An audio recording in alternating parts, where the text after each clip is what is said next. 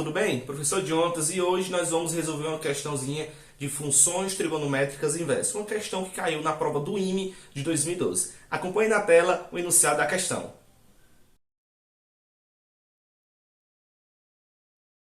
Vamos para a resolução da questão então, tá, pessoal? Bom, antes da gente resolver essa questão, vamos só ver aqui uns fatos importantes, tá bom? Sobre função trigonométrica inversa. Então vamos lá. Primeiro, deixa eu falar aqui para você o seguinte. Antes da função trigonométrica inversa, lembre de uma coisa, né? Vamos falar assim, ó, seno de x é igual a y, tá bom? Então a gente pode observar o seguinte, se eu pegar esse y, né, e fazer y igual, vamos pegar um valorzinho aqui, por exemplo, vamos pegar y igual a 1 sobre 2, tá bom? Então a gente pode fazer o seguinte, ó, a gente pode fazer que seno de x igual a y, então quer dizer que seno de x igual a 1 sobre 2, e isso implica dizer que o nosso x ele vai ser, no caso, né, 30, que é π sobre 6, mas você vai lembrar que esse π sobre 6, em uma volta completa de 0 a 2π, esse π sobre 6 seria somente um valor, porque nós temos, no caso, né, o simétrico do π sobre 6, que também vai ter sendo 1 sobre 2, que no caso seria o 150, né, que é o valor no segundo quadrante, tá bom? O 5π sobre 6 teria sendo também igual a 1 sobre 2. Mas o segundo fato, pessoal, que é importante, é quando a gente pega o arco-seno, que é a função trigonométrica inversa. Quando eu falo assim, ó, agora observe, x é igual ao arco-seno de y, tá bom? X é igual ao arco-seno de y. Eu tenho que observar que o x, tá bom? Esse valorzinho aqui, ó, ele vai estar contido em um intervalo. Jonatas, intervalo o x ele vai pertencer ao seguinte intervalo. Isso no seno, tá bom? No arco-seno, já que a nossa questão só fala sobre o seno. Então, o x vai pertencer ao seguinte intervalo. Menos π sobre 2 até π sobre 2, tá bom? Seria, no caso, no sentido anti-horário, né? E no sentido horário, tá bom? Pegando ali o primeiro e o quarto quadrante, tá bom? No sentido horário e anti-horário. Pessoal, bom, e como é que ficaria esse x igual a arco-seno de y? Ora, a gente pode colocar isso aqui da seguinte maneira. O que é que isso significa? Significa qual é o arco x, cujo seno dele vai ser igual a y. Eu posso escrever, então, dessa maneira, ó. Seno de x igual a y, tá bom? E aí, diferente, né, do seno de x igual a y que a gente viu aqui, nesse caso, o nosso x ele só vai poder assumir um valor. Ou seja, nesse caso, desse intervalo aqui, se o y fosse 1 sobre 2, né, se eu tivesse o seno de x igual a 1 sobre 2, isso implicaria dizer que o nosso x seria, então, somente o π sobre 6. Aqui não. Aqui eu teria o π sobre 6 e o simétrico dele. Mas aqui, tá, na função trigonométrica inversa, eu vou ter só o x igual a π sobre 6. Ok, pessoal? Então, diante desse esboço, vamos agora para propriamente a resolução da questão. Acompanhe comigo. Bom, pessoal, vamos lá para a resolução da questão, então, né? Eu tenho um arco-seno de x mais arco-seno de y mais arco-seno de z igual a 3π sobre 2. E eu quero descobrir quanto é que vale x elevado a 100 mais y elevado a 100 mais c elevado a 100 menos 9 sobre essa outra soma que envolve x, y e z e cada um elevado a 101, né? Basicamente, você olha assim e acha bem improvável e bem difícil. Mas vamos lá.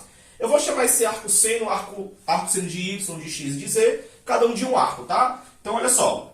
Alfa vai ser o arco-seno de x. Vou chamar o beta de arco-seno de y. E eu vou chamar de θ o arco-seno de z. Tá certo? E aí, pessoal, a gente tem que lembrar uma coisa, ó. A imagem, né, desses arcossenos, tá bom? Vão estar contida em um intervalo fechado, tá? E que intervalo é esse, Jones? Bom, esse alfa, esse beta e esse θ, eles vão pertencer ao seguinte intervalo, ó. Olha só. Alfa, né, o beta e o θ, tá certo? Os três, eles pertencem ao seguinte intervalo, de menos π sobre 2 e π sobre 2. Isso aqui já é muito suficiente, tá bom? Porque é uma informação que faz com que você consiga observar quem vão ser eles. Por que, Jones? Porque quando tu olha para a soma que a questão deu, tu pode reescrever a soma da seguinte maneira, ó. Alfa mais beta mais θ, isso igual a 3π sobre 2. Ah, Jones, e agora? O que é que eu posso fazer? Ora, você pode observar o seguinte fato, pessoal. O fato de que, para que essa soma aconteça, só há uma situação. Que situação é essa? Que os 3 sejam iguais a π sobre 2. É o único caso que isso aí vai acontecer. No intervalo que eles estão contínuos. Então, ó, você pode escrever assim, ó. Alfa vai ser igual a beta, que vai ser igual a θ, que vai ser igual a π sobre 2. Tranquilo? E aí, pessoal, o que a gente pode observar? Que quando eu vou ver o alfa igual a arco seno de x, como é que eu vou resolver isso, Jones? Você vai resolver da seguinte maneira, ó. Observe comigo aqui. Fazer aqui, ó. Alfa é igual a arco seno de x. Isso quer dizer, para resolver isso aqui, né? A gente resolve da seguinte maneira. Que o seno de alfa é igual a x. Mas o que vai acontecer para esse alfa, né? Com o seno de alfa, vai acontecer para o beta e para o θ. Ou seja, o valor que eu encontrar para o x vai ser igual para o y e para o z.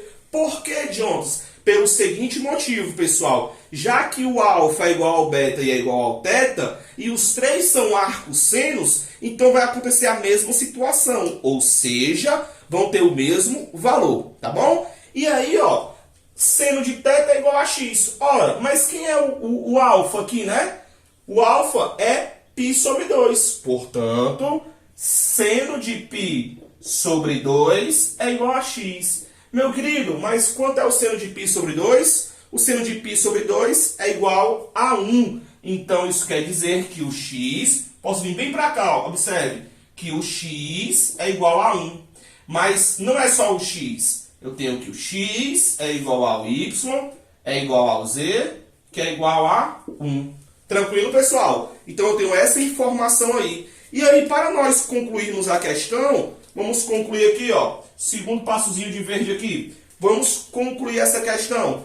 Quanto é que vale x elevado a 100 mais y elevado a 100? Toda essa expressão. Se o x, o y e o z é igual a 1, acabou a nossa questão. Porque eu vou ter 1 elevado a 100, que é 1, mais 1 elevado a 100, que é 1, mais 1 elevado a 100, que é 1, menos 9 dividido por 1 elevado a 101, que também é 1, 1 e 1. Tranquilo, pessoal? Em outras palavras, eu tenho o seguinte, ó. Isso vai ser igual 1 mais 1 mais 1, 3, menos 9 dividido por 3. Ou seja, 3 menos 3. Portanto, isso é igual a 0. E aí nós temos como solução do nosso probleminha que essa soma é igual a 0. Tranquilo, pessoal? Ficamos por aqui. Forte abraço e até a próxima.